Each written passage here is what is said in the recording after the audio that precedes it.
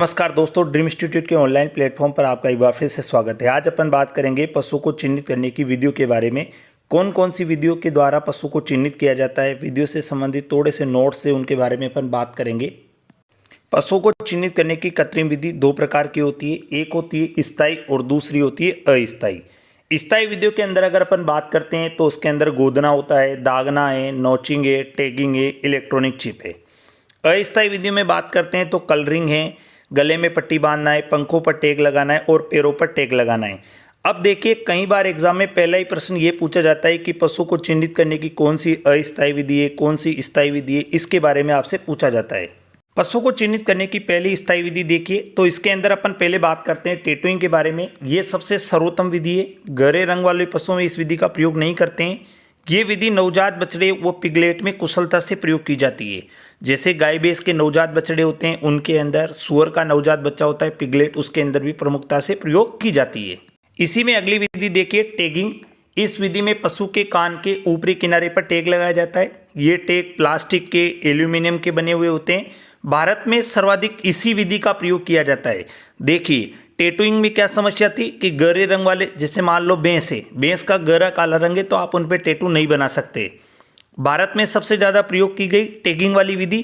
इसके अंदर आप टैग लगा सकते हो, लेकिन इसके अंदर भी कई बार एक समस्या सबसे ज़्यादा देखी जाती है कि जो भेड़ और बकरी होती है, तो इनमें जब कान पे टैग लगाए जाते हैं तो भेड़ बकरी जैसे ही झाड़ियों से फूल और पत्तियों को खाती है, जैसे ही झाड़ियों के अंदर वो जाती है तो कई बार झाड़ियों में उनके कान उलझ जाते हैं और कान फटने का खतरा भी इसके अंदर रहता है। लेकिन सबसे ज़्यादा आजकल कृत्रिम गर्भाधान करने वाले, नॉर्मल बीमा वाले सबसे ज़्यादा इसी विधि का सबसे ज़्यादा प्रयोग करते हैं।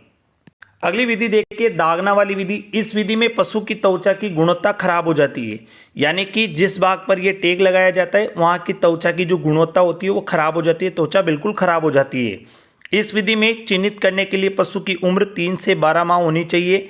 इस विधि में टैग पशु के पुट्ठे वाले भाग पर लगाए जाते हैं, यानी जो जांग वाला भाग होता है वहाँ पे टैग लगाए। इस विधि में जो टैग काम में लेते हैं वो लोहे, कॉपर, तांबा के बने हुए होते हैं। इस विधि का प्रयोग डेयरी पशुओं को चिन्हित करने में किया जाता है।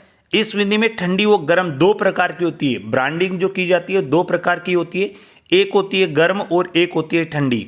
गर्म में तो आग का प्रयोग करते हैं, जबकि ठंडी वाली में तरल नत्रजन LN2 काम में लेते हैं। तो कई बार आपसे पूछा जाता है कि ठंडी ब्रांडिंग यानी दागना की जो ठंडी विधि करते हैं तो उसके अंदर कौन सी गैस काम में लेते हैं, तरल नत्रजन काम में लेते हैं, हीलियम लेते हैं, CO2 लेते हैं।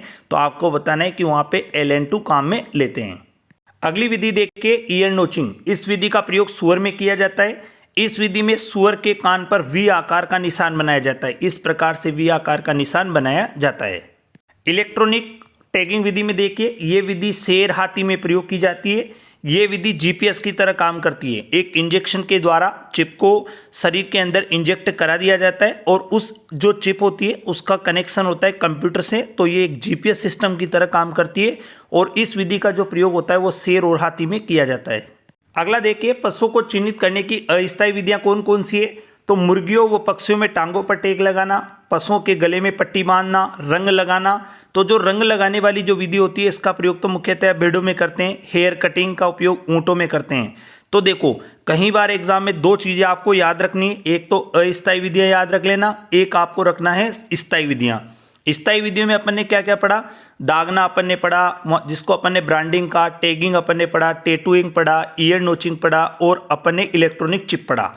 इधर बात की अस्थायी में तो जैसे मुर्गी और पक्षियों में टैग लगाने वाला पड़ा, गले में पट्टी बांधना पड़ा, रंग लगाना पड़ा, हेयर कटिंग पड़ा।